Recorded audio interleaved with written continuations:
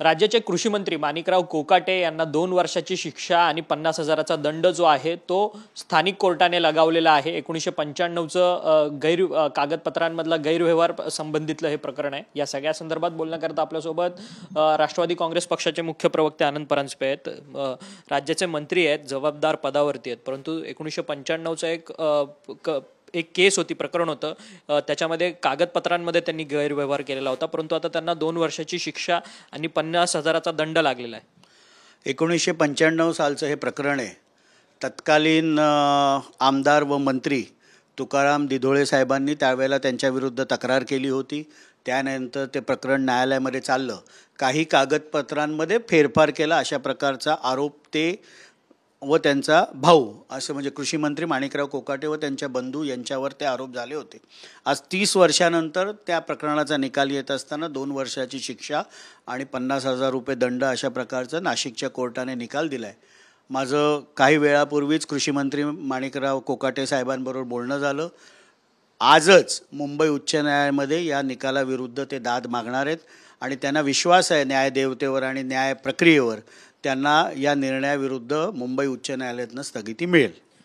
परंतु ह्या सातत्याने हे राष्ट्रवादीच्या सगळ्या मंत्र्यांच्या विरोधात ही सगळी घटना घडते, ह्याला कोण जबाबदार आहे असं तुम्हाला का वाटतं? कारण की ज्या पद्धतीने धनंजय मुंडेंना एकीकडे सातत्याने टार्गेट केलं जातं, दुसरीकडे कोर्टाचा निर्णय इथं एवढा उशिरा येतो, तोही तुमच्या विरोधात येतोय, कोणतं एक शक्ती तुमच्या पक्षाच्या विरोधात काम करते का? नाही, अशी कुठलीही शक्ती काही पक्षाच्या विरोधात काम करत नाही आहे। 1995 सालचा जो ही केस होती त्याचा निकाल आज 30 वर्षानंतर आलेला आहे। न्यायालयीन प्रक्रिया आहे, त्या न्यायालयीन प्रक्रियेच्या विरोधामध्ये किंवा त्या निर्णयाविरुद्ध उच्च न्यायालयामध्ये दाद माननीय कृषी मंत्री माणिकराव कोकाटे साहेब मागतील आणि धनंजय मुंडे साहेबांच्या बाबतीमध्ये अनेक आरोप प्रत्येकाकडनं केले जात आहेत। त्यामध्ये राष्ट्रवादीची भूमिका पहिल्या दिवसापासून अगदी स्पष्ट आहे की स्वर्गीय संतोष देशमुख यांची जी क्रूर हत्या झाली, या हत्येसाठी कोणीही दोषी असेल तरी त्याला सोडण्यात येणार नाही, पण आरोप सातत्याने केले जात आहेत। कागदपत्र कुठले पुरावे ज्यांना वाटतं की हेच पुरावे आहेत आणि अंतिम निकाल देखील धनंजय मुंडेंविरुद्ध दिला जातोय। चौकशी अंती जो काही निष्कर्ष येईल त्यानंतर योग्य ती कारवाई पक्ष त्यांच्यावर घेईल, पण आत्ता तरी केवळ आरोपांच्या मुळे त्यांचा राजीनामा घेतला पाहिजे अशी पक्षाची कुठलीही भूमिका नाही। परंतु तुम्ही म्हणतात त्यांचा राजीनामा घेण्याची कोणतीही गरज नाही, परंतु संतोष देशमुख हत्या प्रकरण हे एक वेगळं प्रकरण आहे आणि आता अंजली दमानिया या सातत्याने त्यात ते तत्कालीन धनंजय मुंडे तत्कालीन कृषी मंत्री असताना त्यांनी अनेक गैरव्यवहार केले, त्या सगळ्या संदर्भातले पुरावे बाहेर काढतात आहेत। संतोष देशमुख हत्या प्रकरणातल्या आरोपींना शिक्षा होईलच, परंतु हे जे काही गैरव्यवहार होतात आहेत त्या गैरव्यवहाराचे पुरावे खोटे आहेत का असा सवाल अंजली दमानिया विचारतात आहेत। शेवटी त्यांनी दिलेले पुरावे हे ग्राह्य कशावरून धरायचे? म्हणजे माझं तर माननीय मुख्यमंत्री व गृहमंत्री देवेंद्र फडणवीस साहेब यांना विनंती आहे की त्यांना कुठनं कागदपत्र मिळतात जी अनेकदा मंत्र्यांकडे नसतात, सरकारी अधिकाऱ्यांकडे नसतात, ही कागदपत्र कुठनं येतात, त्याची ऑथेंटिसिटी काय याबाबतची देखील चौकशी गृहमंत्र्यांनी लावली पाहिजे।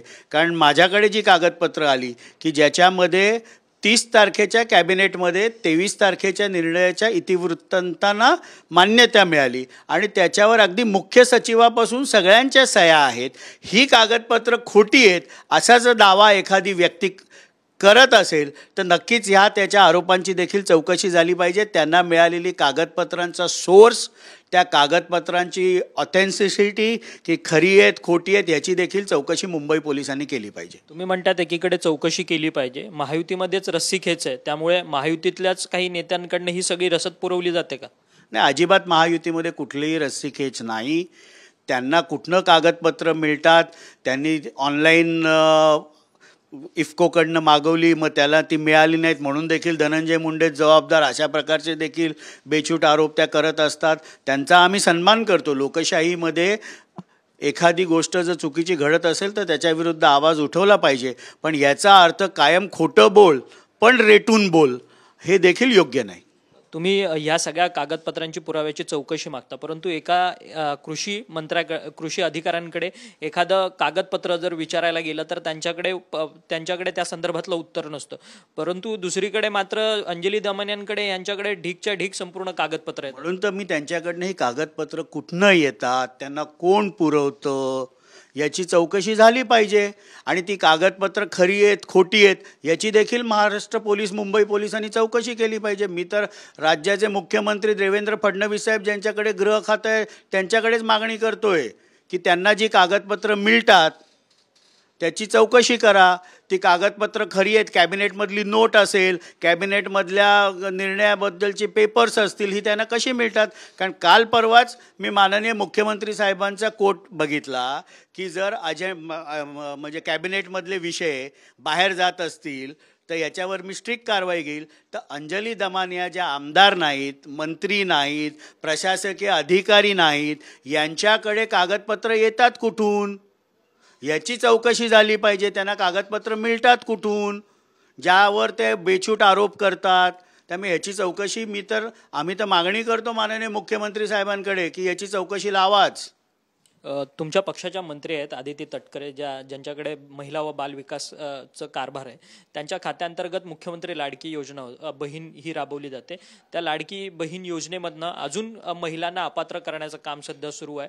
त्या सगळ्या संदर्भातली काटछाट प्रोसेस सुरू आहे.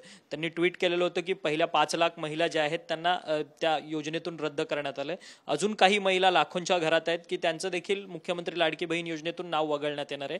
एकीकडे विरोधी पक्ष आरोप लावतोय की फक्त निवडणुकींकरता ही कल्याणकारी योजना राबवायची, सरसकट त्यावेळेस द्यायचं आणि आता सत्ता आल्यानंतर मात्र महिलांना वगळायचं.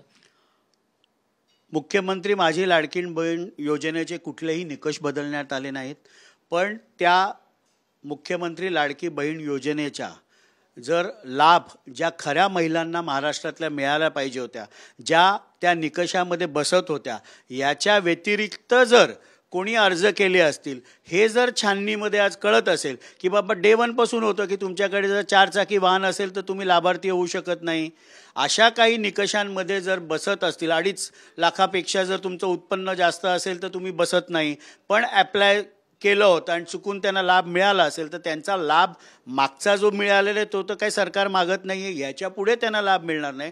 आणि ही स्क्रुटिनी होत असताना खऱ्या लाभार्थ्यांनाच महाराष्ट्रातल्या हा लाभ मुख्यमंत्री लाडकी बहीण योजनेचा मिळाला पाहिजे, एवढीच मानसिकता महायुतीच्या सरकारची आहे. परंतु सरसकटला विरोध आहे, कारण की पूर्वी निवडणुकांचा पिरियड होता, त्याच्या अगोदर सरकार होतं महायुतीचं, त्यामुळे सरसकटचं धोरण अवलंबलं. आता सत्ता पुन्हा आली म्हणून सरसकटचं धोरण काढलं आणि आता जो GR आहे त्या GR मधूनच ज्यांना लाभार्थी होणार आहे ते ठरवले जाणार आहे. ह्याच्यावरती विरोधकांचा प्रश्न आहे. विरोधक असं म्हणतात की जयंत पाटील म्हणतात की ज्या महिलांना अपात्र केलं जाणार त्यांच्या संदर्भात आम्ही लढा पुकारणार म्हणून. नाही, शेवटी असं आहे ना की एखादी योजना घोषित झाली, ती कार्यान्वित करताना काही वेळ जातो.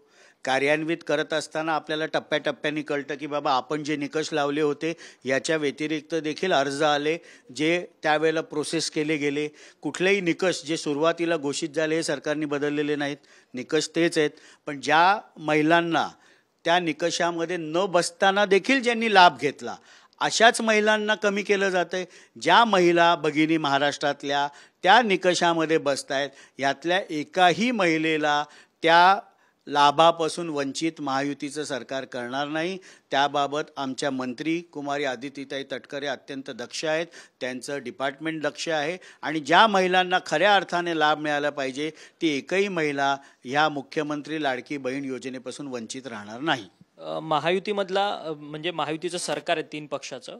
मागचे जे मुख्यमंत्री होते महायुतीचेच एकनाथ शिंदे, त्यांनी एक महत्त्वाचा निर्णय घेतलेला होता. जालन्यामधल्या खरपुडी इथे सिडकोने एक महत्त्वाचा प्रोजेक्ट ठेवलेला होता. जवळपास 900 कोटींचा तो प्रोजेक्ट प्लॅन होता. त्याला त्यावेळेस तत्कालीन मुख्यमंत्री एकनाथ शिंदे असताना मंजुरी मिळाली, परंतु आता मात्र देवेंद्र फडणवीसांनी तो प्रकल्प जो आहे तो थांबवलाय, कारण की आर्थिक गैरव्यवहार या प्रकल्पामध्ये होतात. अशा पद्धतीने पत्र विधान परिषदेचे विरोधी पक्षनेते अंबादास दानवेंनी लिहिलंय. खरं तर महायुतीमध्येच ही जुंपली गेली आहे का? नाही, असं नाही. एखादी जर तक्रार एखाद्या प्रकल्पाबद्दल आलं असेल आणि माननीय मुख्यमंत्री देवेंद्रजी फडणवीस साहेबांना वाटलं असेल की या तक्रारीमध्ये काही तथ्य आहे किंवा याची चौकशी झाली पाहिजे, शेवटी तो मुख्यमंत्र्यांचा अधिकार आहे. पण याच्यामध्ये म्हणून काही कोल्ड वॉर चाललं आहे, हॉट वॉर चाललं आहे किंवा कुठलं शीतयुद्ध चाललं आहे अशा निष्कर्षाला येण्याची गरज नाही. परंतु मुख्यमंत्री तत्कालीन एकनाथ शिंदे होते, त्यावेळेस त्यांनी मात्र ह्या सगळ्या प्रकल्पाला मंजुरी दिली होती. आता मुख्यमंत्री बदलल्यावरती प्रकल्पांना मंजुरी रोखली जाते. नाही, असं काही नाही की शेवटी मुख्यमंत्री मागच्या काळामध्ये माननीय एकनाथरावजी शिंदे साहेब होते. आजही युडी खातं जरी ते उपमुख्यमंत्री असले तरी त्यांच्याकडेच आहे. त्यावेळेला उपमुख्यमंत्री म्हणून देवेंद्रजी काम करत होते, आता ते राज्याचे मुख्यमंत्री आहेत. शेवटी सत्तेमध्ये पदं जरी बदलत असतील तरी एखादा घेतलेला निर्णय जर राज्याच्या हितासाठी वाटत नसेल किंवा त्याच्याबद्दलच्या काही आशंका लोकांच्या मनामध्ये असतील तर मुख्यमंत्री म्हणून निराकसन करणं हे त्यांची शेवटी जबाबदारी आहे. धन्यवाद, तुम्ही आमच्याशी बातचीत केली. खरं तर आनंद परांजपे होते, राष्ट्रवादी काँग्रेस पक्षाचे मुख्य प्रवक्ते. अंजली दामानिया यांना कागदपत्र कोण पुरवतंय या सगळ्या संदर्भातली चौकशी जी आहे ती गृहमंत्र्यांनी आत्ताचे मुख्यमंत्री देवेंद्र फडणवीस यांनी करावी. कारण की इतके कागदपत्र जे आहेत ते एखाद्या अधिकाऱ्याकडनं सुद्धा अधिकाऱ्याला एखादा सामान्य नागरिक विचारायला गेला तरी त्याला एवढे कागदपत्र मिळत नाही. त्यामुळे इतके कागदपत्र अंजली दामानियांकडे कुठे येतात आणि ते कागदपत्र खरे आहेत की खोटे आहेत याची शहानिशा मुंबई पोलिसांनी करावी असं आव्हानच जे आहे ते थेट आनंद परांजपे यांनी आपल्याशी बोलताना केलेलं आहे. व्हिडिओ जर्नलिस्ट योगेशसह अक्षय मंगणी, TVN मराठी, मुंबई.